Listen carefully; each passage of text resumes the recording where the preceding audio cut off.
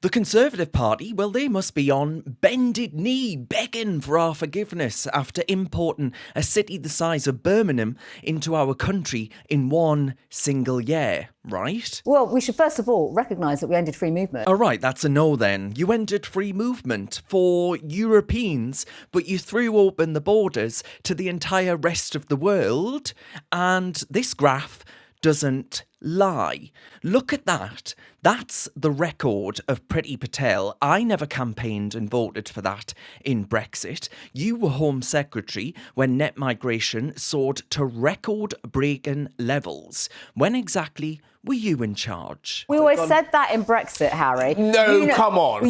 That is not fair. So, You did not say we're going to hit 1.2 million net. Come off it. That's not what you said at the time. You didn't stand in front of the country and say, oh, by the way, Brexit means a new migration wave from Africa, from Asia, replacing the old one from Europe, replacing actually the social fabric of this country with people who do not share our culture and values. You didn't say that at all, did you? But that's exactly what happened. So what's her excuse exactly? brightest and the best come into our country, people on skilled work that the routes brightest and and the best? visas. Brightest and the best? Really? Let's check the receipts, shall we? 500,000 dependents brought in since 2021.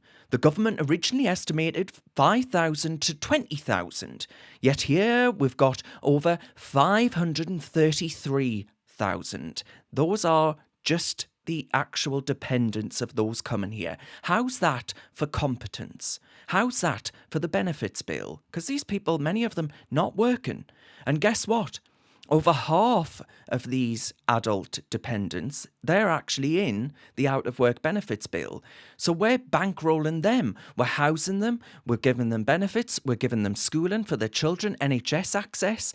And now we've got the OBR, the Office for Budget Responsibility, telling us that low-wage migration is a net drain on the economy at every stage of life. Every stage of life.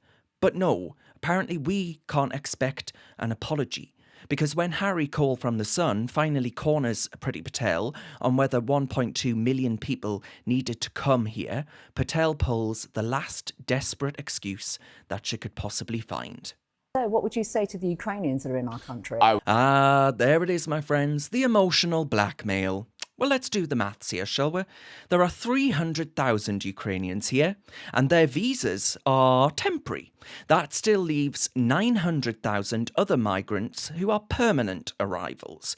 They're not war refugees, they're government policy. And when pressed again, Patel keeps repeating, Visas, Harry, we made it quite clear. These are people that work, skilled visa routes, all the skills in terms of NHS, people that are working in our National Health Service. We had something called a pandemic. Ah, yes, skilled visas, which conveniently allowed them to bring over entire unskilled families. The British people were promised fewer low-wage migrants taking jobs and stretching services. What they got instead was a tidal wave of dependence and spiralling costs. We said the brightest and the best, not those who are leeching off the state. And here's the final insult. When asked if she'll apologise to Brexit voters and those who voted for the Conservatives in 2019 for this betrayal, here's what she said. That is totally distortionary and that's not true. And to be quite frank, we made it quite clear it'd be people from the rest of the world, people with skills, based on our economy. And I think people should apologise for those who are saying that actually... No apology, no accountability, just the same old tired excuses. And the result, my friends, Britain is left paying the bill and living with the side effects, while politicians like Priti Patel sit there as shadow foreign secretary, pretending that they've done nothing wrong and ought to be re-elected. So no, we don't accept it. They can keep making their excuses, but the damage is done.